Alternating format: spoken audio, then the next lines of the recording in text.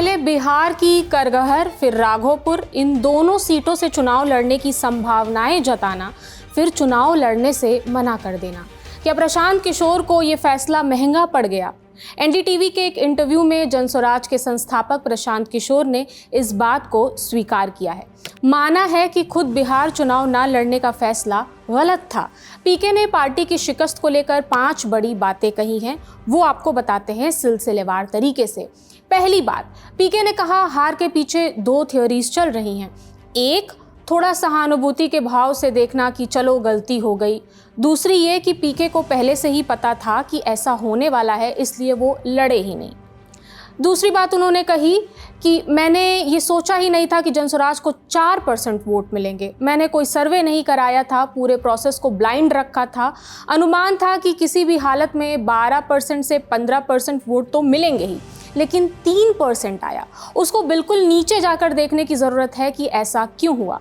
तीसरी बात जो प्रशांत किशोर ने कही है कि किसी एक सीट पर समय बिताने के बजाय 243 विधानसभा में समय बिताना ज़्यादा सही लगा। अपने साथियों को जिताने में मदद करूं, ऐसा सोचा था। हर चुनाव की अपनी रणनीति है, अपना एक तरीका है। मैंने पहले ही कहा था कि ये बहुत कठिन होगा, 10 साल लग सकते हैं या उससे भी ज़्यादा। चौथी बात, बिहार में 4 बातों पर वोट पड़ते हैं। पहला, जातियों के आधार पर। दूसरा, हिंदू मुसलमान। तीसरा, वो वर्ग जो लालू के डर से बीजेपी नीतीश को वोट देता है। और चौथा, मुसलमानों का वर्ग जो बीजेपी के डर से लालू को वोट करता रहता है। पहले और दूसरे मामलों में जनस्वराज की वजह से डेंट जरूर पड़ा है, ऐसा प्रशांत किशोर का मानना है। पांचवी बात यह है कि प्रशांत किशोर ने कहा बहुत बड़ा झटका लगा है। जब से रिजल्ट आया है मैं सही से सो नहीं पाया हूं, लेकिन निराशा से हार कर बैठने वालों में हम नहीं हैं। कुछ दिन गांधी आश्रम में मौन उपवास करेंगे, गांधी से प्रेरणा लेंगे और आगे की रणनीति तय करेंगे। तो ये कुछ प्रमुख बातें थीं जो प्रशांत किशोर ने पार्टी की हार के बाद जनता के सामने रखी हैं। अब वो एकांत में विश्लेषण करके वापस लौटने की बात कर रहे हैं। खैर, ऐसे में एक बिहार के ऊपर ही लिखा गया गाना याद आता है, आपको सुनाते हैं। तड़वन्ने में लबनी लेकर बैठा है वो राजा है, कुछ ही देर में पता चलेगा घाव इश्क का ताज़ा है। तड़वन्ने यानी मुश्किल समय या दुख, और लबनी माने मरहम। पीके अपने मुश्किल समय में लबनी लेकर बैठे हैं और बिहार जीतने का इश्क उनके सिर से उतरा नहीं है। कम से कम उनके बयानों में तो यही झलक रहा है, तभी तो पड़ोसी मुल्क से वो इसका जीता जाता उदाहरण भी दे रहे हैं। सुनिए उन्होंने क्या कहा।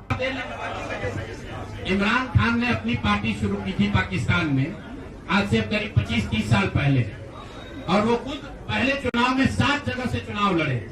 उनकी पार्टी तो हारी, वो 7 जगह से खुद भी हारे।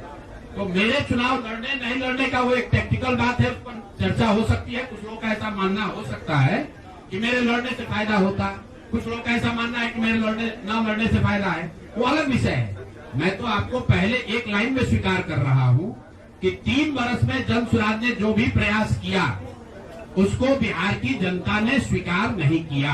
अब देखना दिलचस्प होगा कि पीके अपनी किस स्ट्रैटेजी के साथ वापस लौटते हैं। हालांकि तैयारी के लिए उनके पास लंबा वक्त है।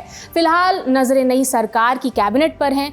20 नवंबर को नीतीश कुमार एक बार फिर सीएम पद की शपथ ले रहे हैं। उनकी टीम में कौन से नए नाम जुड़ेंगे या कटेंगे, A to Z अपडेट्स हम आप तक पहुंचाते रहेंगे। मेरा नाम प्रगति है, देखते रहिए दी लल्लन टॉप। शुक्रिया। आ गए हैं साल के वो 3 दिन जब हमारे और आपके बीच का पर्दा खत्म हो जाता है। हम और आप आमने सामने मिलते हैं, बोलते हैं, बैठते हैं, बतियाते हैं, सवाल पूछते हैं, तस्वीरें खींचते हैं, और अगर आप घर से कुछ स्वादिष्ट खाना बना लाएं तो साथ में 2 निवाले भी निगलते हैं। ये है लल्लन टॉप अड्डा। लल्लन टॉप का सालाना जलसा 21, 22 और 23 नवंबर को दिल्ली के मेजर ध्यानचंद नेशनल स्टेडियम में। फटाक से करिए बुकिंग और फिर करते हैं मुलाकात।